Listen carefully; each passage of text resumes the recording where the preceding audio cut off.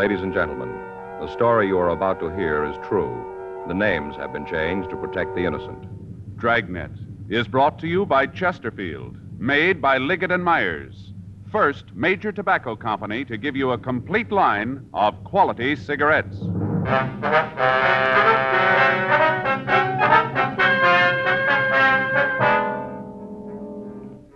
You're a detective sergeant. You're assigned a robbery detail. A gang of truck hijackers has been working in your city. They've stolen 14 loaded trucks. They've kidnapped and beaten one of the drivers. There's no clue to their identity. Your job? Get them. With the winter season coming on, young America and all of us will be concentrating on our favorite winter sports: ice skating, bowling, basketball, skiing.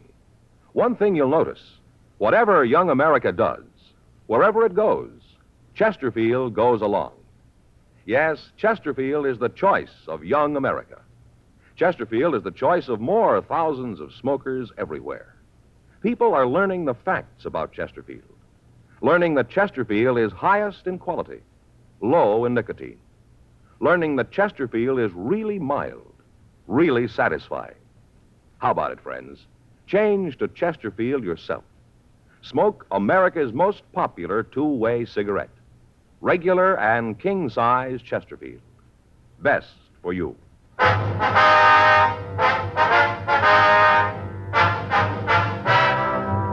Dragnet, the documented drama of an actual crime. For the next 30 minutes, in cooperation with the Los Angeles Police Department, you will travel step by step on the side of the law through an actual case transcribed from official police files. From beginning to end, from crime to punishment, Dragnet is the story of your police force in action.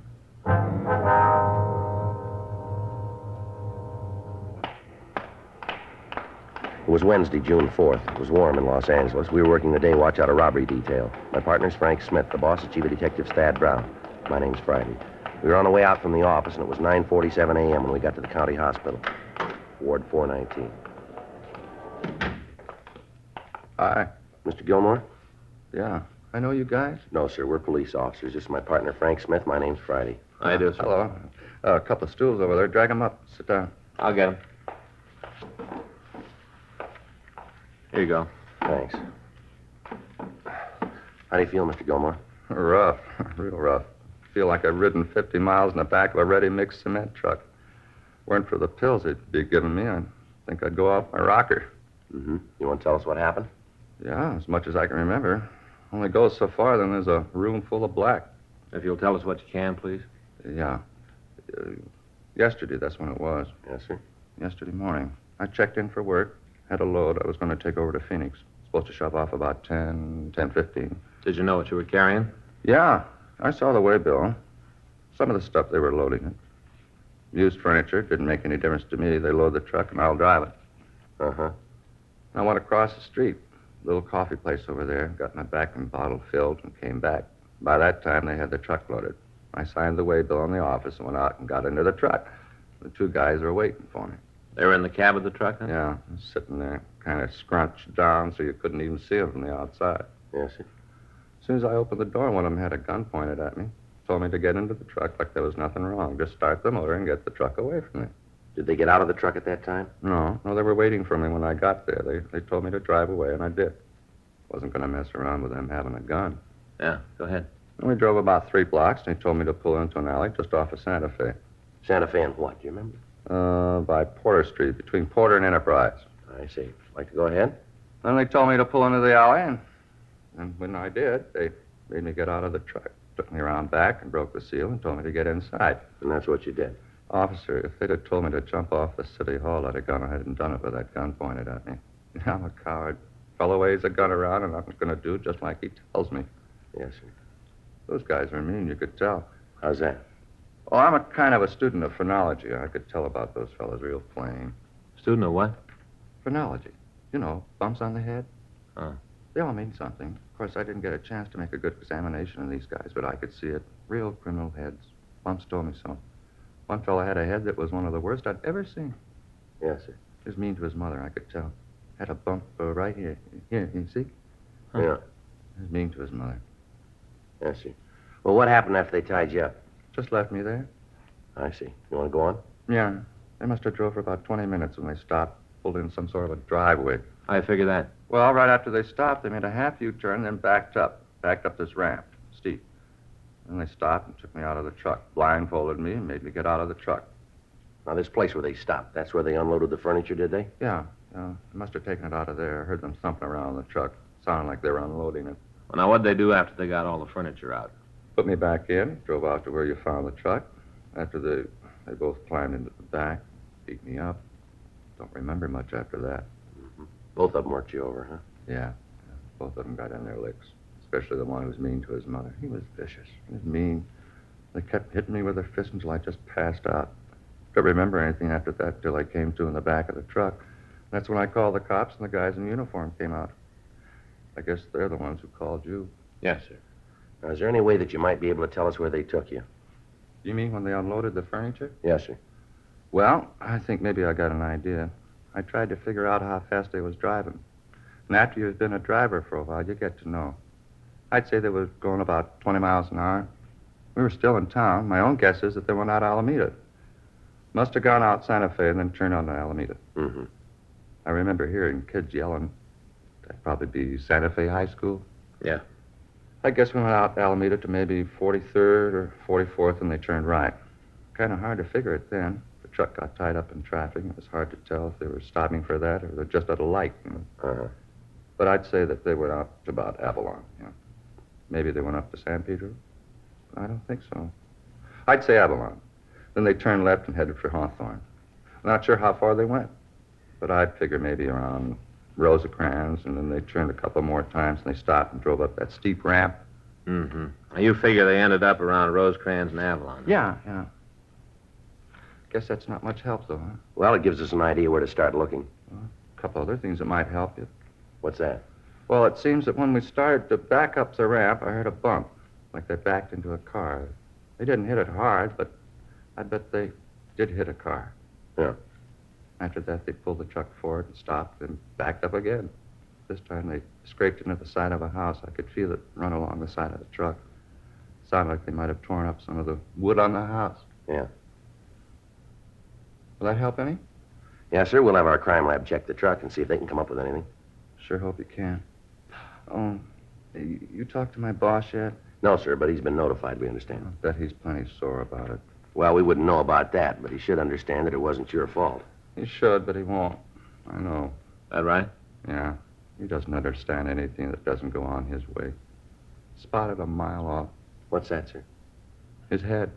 All kinds of bumps.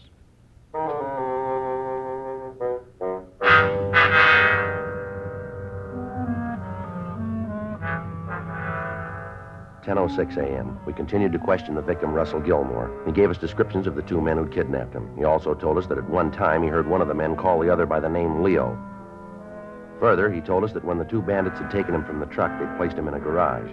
He was able to feel the wall, and he said that he was sure it was a plaster wall, inasmuch as he could feel the studs and the wire holding the plaster. He said that at one time he heard a woman come out of a house and say something to the thieves while they unloaded the truck. He told us that the garage wasn't very large because there was no echo on the sounds that were made in the building. We called the office and got out a supplementary broadcast on the thieves carrying their descriptions. 10:40 a.m. Frank and I left the county hospital and drove over to Central Station. We went up to the crime lab and talked to Ray Pinker. On the right rear fender, we found evidence that the truck had hit a car. Lifted some paint chips. Got them here. Uh-huh. Looks like a blue car, huh? Yeah. I checked the paint with a Ditzer Production color book. Here, I'll show you. We got all the paints cataloged by color. Uh-huh. Here. This is the one. Yeah, but Ray, there are a lot of blues there. How can you be sure this is it? Well, here. You see they got a color patch on each page in the book? A hole in the patch? Oh, this little hole here, huh? Mm-hmm.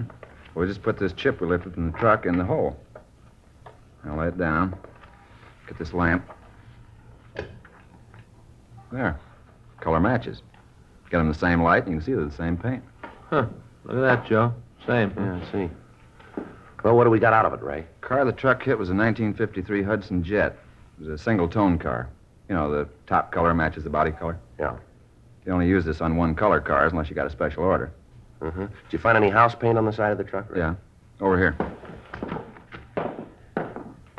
Might be able to do a little better on that for you. Uh-huh. House the truck ran into is about 36 years old. Might be a little more than that, but it's right around there. How could you come up with that? Been painted 18 times. Figure once every 2 years, you come out with 36. Yeah, but how do we know it's been painted every 2 years? We don't, Frank, just guessing. But the layers of paint are pretty even. Might indicate they did it regularly. You know, didn't let the paint go too far before they redid it. Oh, yeah. Here are the chips of the house paint. Here, I put one of them under the microscope. Here, take a look, Joe. Okay. You see okay? I haven't got a... Wait a minute. I'll adjust it. Yeah. I see what you mean.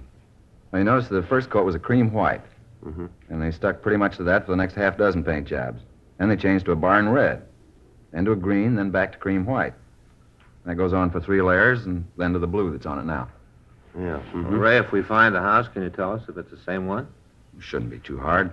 Aren't many of them around. Well, how many? Well, 18 coats would be 18 factorial. That's multiplying 18 times 17 times 16 times 15, so on to times 1. I got it worked out for you. I hope you have. I'm Here. not with you at all. Here. Well, look. Works out to 1 in 6 quadrillion, 402 trillion, 373 billion, 705 million, 728,000 chances of finding its twin. Oh, that's pretty long odds. Well, if every man, woman, and child on the face of the earth owned 10 houses apiece, there wouldn't be another one like it.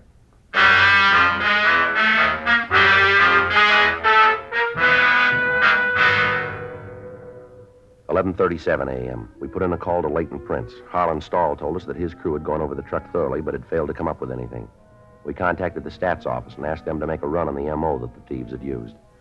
They told us that the results would be ready for us late in the afternoon. We contacted hit and run detail, but there'd been no reports that could have been the car that the truck had hit. We went to the office and got a large map of the city. Then we drove out to the county hospital to talk to the victim again. We asked him to trace his movements while he'd been held prisoner in the back of the truck. He drew a line down Santa Fe Avenue, up to Alameda, then over to Avalon Boulevard on 43rd Street. From there, he traced the streets down to Rosecrans Avenue. He drew a circle on the map centered on the intersection of Rosecrans Avenue and Avalon Boulevard. He told us that we'd find the house we were looking for inside the circle. Before we left him, we made arrangements for the mugshots to be taken to the hospital for him to check for a possible identification of the suspects. 12:40 p.m. We contacted Records and Identification Division and asked them if they'd had any luck on running the name Leo. We were told that they had 3 possibles for us. The addresses on the packages were not in the area that had been circled by the victim, Russell Gilmore. We got in touch with Lieutenant Jack Smyers and filled him in on the developments. He called Metro Division and made arrangements for 3 additional teams of men to work with us in a search of the streets within the circle drawn by the victim. He also contacted the divisional commanders and asked for their cooperation. The men were instructed to find a residence with a steep driveway leading to a detached garage. The house would have a wooden porch on the right side of the house as it faced the street. There would be damage to the wood on the porch. Also, there was a possibility that a Hudson automobile would be parked either in the driveway or on the street right next to it. The car would have some damage done to it. 5:15 p.m. Frank and I got back to the office from the search area. Man, I'm sure Oh, tired. I'm with you. A lot of streets out there. Yeah, a lot of houses on the streets. Wonder how the guys from Metro are doing. I don't know. I'll get it. Robbery Friday. Yeah. Mm-hmm. Wait just a minute. Let me get there. Yeah, okay. Hang on to it. We'll be right out. Right. Well, the Metro boys did some good. Huh? The house. They found it.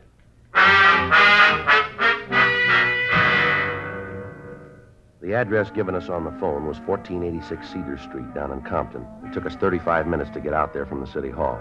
The officers from Metro Division Reserve stood by until we got there. We found the house located on Cedar between Dwight Street and Tawada Avenue. It was a 1-story frame building with a stucco garage in the rear of the lot. On the left front side of the house was a wooden porch which had been scraped by some large object. Several of the pickets in the railing were broken. On the street in front of the house next door, we found a 1953 Hudson Jet painted a light blue. There was a dent in the left rear fender. We couldn't tell for certain, but the color of the car and the color of the paint on the porch seemed to match the chips that we'd seen in the crime lab. While the officers from Metro covered the rear of the building, Frank and I rang the front doorbell. There was no answer. We checked the garage, but we found nothing that would tie the house owners in with a robbery kidnapping. The interior walls of the garage were rough wooden studs. Between them, we could see chicken wire embedded in plaster. The physical description of the house, the ramp leading to the garage itself, and the car parked on the street matched in every detail the picture that we'd been given by the victim. 6:10 p.m. We got the name Conrad Lewis from the mailbox in front of the house, and while the officers from Metro checked it with our office, Frank and I went next door to talk with the neighbors. Yeah? Wonder if we could talk to you, ma'am. Sure. Who are you? Well, it might be better if we got in off the porch. You ain't coming in here unless I know who and what you are. We're police officers. Oh? Yes, ma'am. Here's our identification. Oh, yeah. Well, come on in. Thank you, ma'am. I'm Myrtle Richards. This is my partner, Sergeant Friday. I'm Frank Smith. Oh, how do you do? How are you, ma'am? You just sit down. I'll turn off the television. Thank you. Comedy. I've seen it before a couple of times. I always laugh at them again, though. They're funny. Yes, ma'am. It's a great boon to the people, television. This one's only 12-inch, but I think maybe next year I'll get a bigger one, maybe even color. They got it now, you know. It's true color. It's beautiful. Yes, ma'am. Of course, I ain't actually seen it myself. I just read about it, you know. Beautiful. Oh, I'm a great fan. I got it on all day, right from the early show to the late, late show. I understand next week one of them stations is going to start an early, early show. Now, that'll be nice, won't it?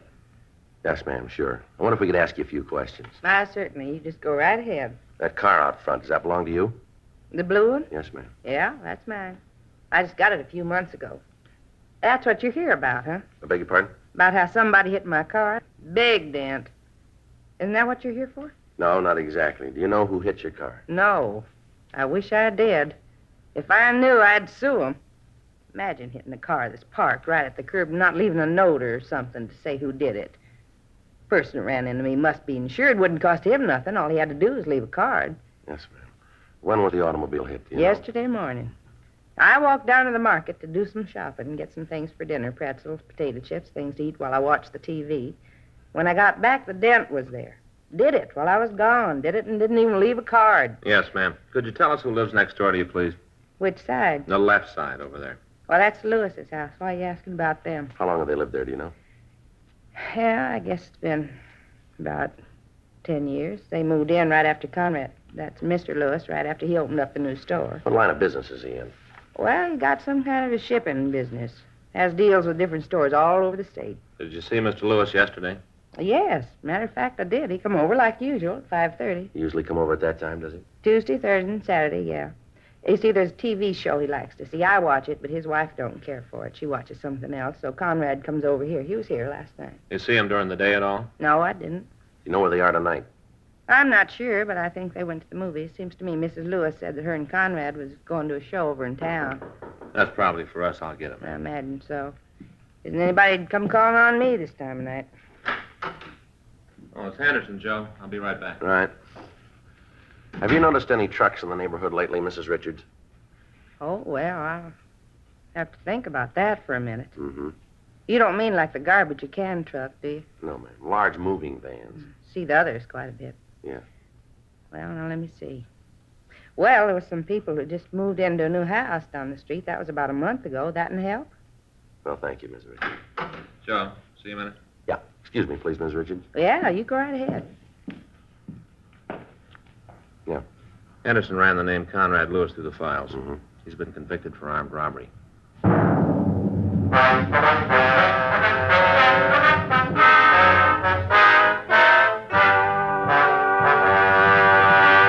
You are listening to Dragnet, the authentic story of your police force in action. Smokers by the thousands are now changing to Chesterfield because they're learning the facts about Chesterfield. Facts like these. A doctor has been examining Chesterfield smokers for 20 months, almost 2 full years now. We've just received his latest report, and it confirms again no adverse effects to the nose, throat, and sinuses from smoking Chesterfield. That's a matter of record. And so is this. Chesterfield is the only cigarette proved highest in quality, low in nicotine. Those are the facts about Chesterfield. More good reasons why Chesterfields taste so good, smoke so much milder. How about it, friends? Smoke America's most popular two-way cigarette, Chesterfield. Regular and king size. Best for you.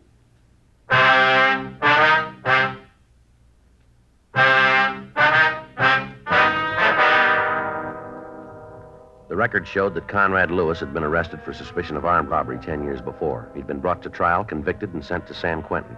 He'd served 6 years, and then he'd been released. He was not on parole at the time. Frank and I parked our car down the street from Lewis's house, and we waited for him to return. At 10:57 p.m., we saw a dark-colored Lincoln sedan turn onto the street and swing into the driveway of the Lewis residence. A man and a woman got out of the car and entered the house. Frank and I waited a few minutes, and then we walked up to the front door and rang the bell. Yeah? You Conrad Lewis? Yeah, that's right. Who are you? Police officers, like to talk to you. Sure, come on in.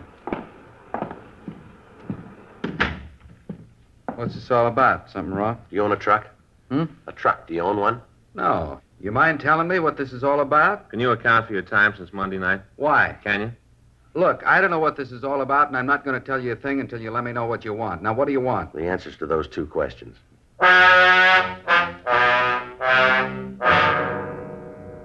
12:15 a.m. It had been only a little over 48 hours since Russell Gilmore had been kidnapped and beaten, and we had a suspect in custody. However, Lewis refused to admit any complicity in the crime. We talked to him for several hours, but he told us nothing. He admitted that he'd been arrested before and that he'd served time in San Quentin. However, he stuck to his statement that since his release, he'd done his best to live by the law. With the evidence at hand, he was booked at the main jail on a charge of suspicion of violation of Section 211 PC. We obtained the keys to his place of business, and Frank and I went out to check it. It was a large wholesale store selling used furniture. A search of the premises failed to turn up any of the stolen merchandise. While Frank went through the stock rooms, I checked the business ledgers. Nothing back there either, Joe. How'd you do? Well, according to these, Lewis does a big shipping business. That's what the woman next door told us. He's been making shipments up to Oakland regular. Books tell what they were? Yeah, right here. He's been sending large lots of used stuff to a place on MacArthur Boulevard. There's a whole list of it here. Tables, living room sets, TV sets. Better get in touch with the police up there and have them check this place out, huh? Yeah. Without that stolen property, we're not going to have a very good case against him. You got the address of the place up north? Yeah. Let's go back to the office and get a call in. Right. Sure hope they come up with the answers. Well, if they don't, we might be in trouble. Yeah? The DA's office is liable to throw the whole thing out. Thursday, June 5th, 8:20 a.m. We put in a call to Captain of Inspectors Tony Bolger in Oakland and asked him to check on the recipient of the furniture shipment from Lewis. We also gave him as detailed a description of the stolen merchandise as we were able to obtain. In the meantime, Lewis had been admitted to bail and was released. Thursday, 11:15 p.m. Frank and I got back to the office from checking a lead on one of the suspects who'd driven the truck. I got it. Robbery Friday. Yeah. Yes, it is. All right. Tony Bolger from Oakland. Let's hope we called it. Yeah. Yeah, Tony. Yeah? Well, what'd he say? Well, that's the way it looked from here. What? Yeah, right. Okay, thank you. How about it? When he talked to the man who bought this stuff, he's clean. How about the merchandise itself? It's all stolen.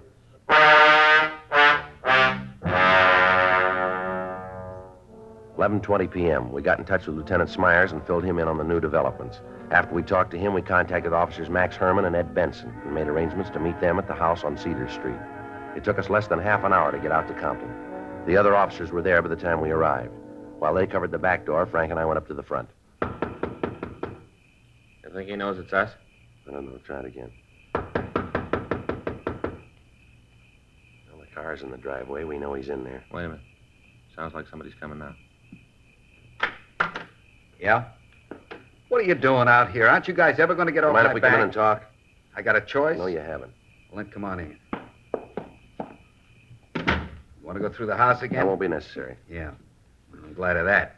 What's it about this time? Same as before. Maybe you better spell it for me. We can go that route if that's the way you want it. Go ahead. I like fairy tales. All right, we got a report from a victim who was robbed and kidnapped. He was able to give us a description of this house, of your garage, and of the whole setup. You've been on a spike again. You're seeing things. We took a sample of the paint from your front porch. It matches paint found on a truck that was hijacked. A lot of houses in L.A. Not painted like this one. You think you're going to send me to the joint with a batch of paint? It's going to help.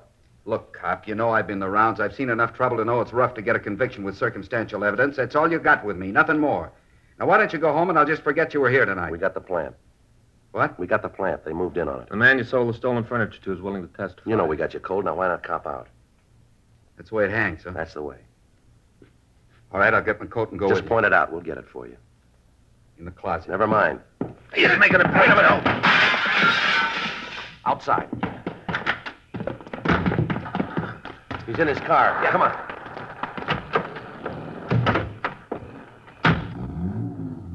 heading down toward Rosecrans. Better hit the siren. Right.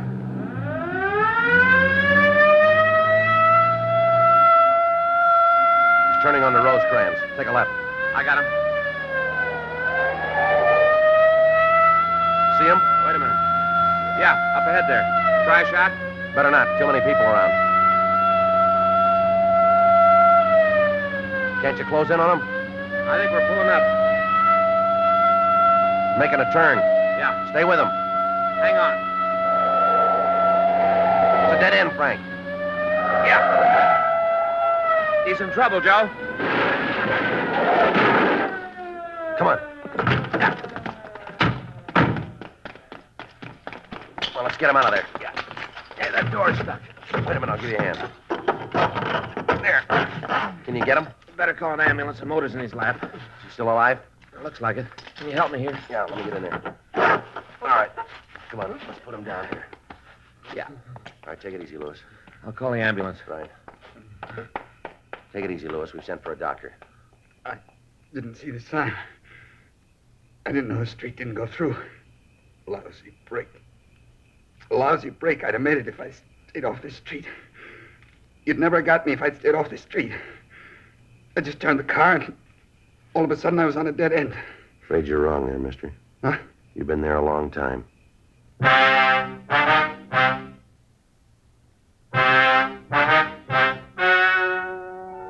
The story you have just heard is true. The names were changed to protect the innocent. On October 14th, trial was held in Department 97, Superior Court of the State of California, in and for the County of Los Angeles. In a moment, the results of that trial. Now, here is our star, Jack Webb. Well, here it is. The most talked about Christmas gift of the year. The Chesterfield Christmas carton. Now featured in nearly 1,300,000 retail tobacco stores from coast to coast. The famous covered bridge has been honored this week by a new Christmas tune, The Kissing Bridge. You'll be hearing a lot of it between now and Christmas. So give the gift that everybody's talking about. America's most popular two-way cigarette. Regular and king-size Chesterfield. Premium quality Chesterfield. Best to give, best to get for Christmas.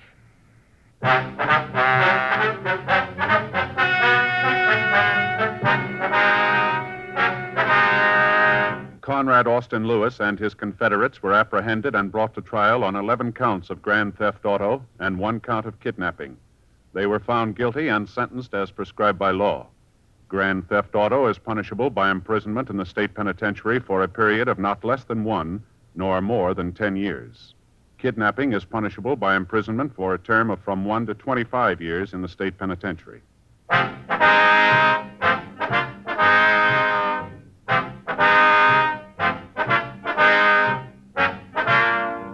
You have just heard Dragnet, a series of authentic cases from official files. Technical advice comes from the Office of Chief of Police W.H. Parker, Los Angeles Police Department. Technical advisors, Captain Jack Donahoe, Sergeant Marty Wynn, Sergeant Vance Brasher. Heard tonight were Ben Alexander, Vic Perrin, Virginia Gregg, Jim Griffith. Script by John Robinson. Music by Walter Schumann. Hal Gibney speaking. Watch an entirely new Dragnet case history each week on your local NBC television station. Please check your newspapers for the day and time. Chesterfield has brought you Dragnet, transcribed from Los Angeles. Buy new Fatima, the smooth smoke with Fatima tips of perfect cork. King size for longer filtering, and Fatima quality for a much better flavor and aroma. This Christmas, give Fatima in the special Christmas carton. Cork tip and plain ends, too.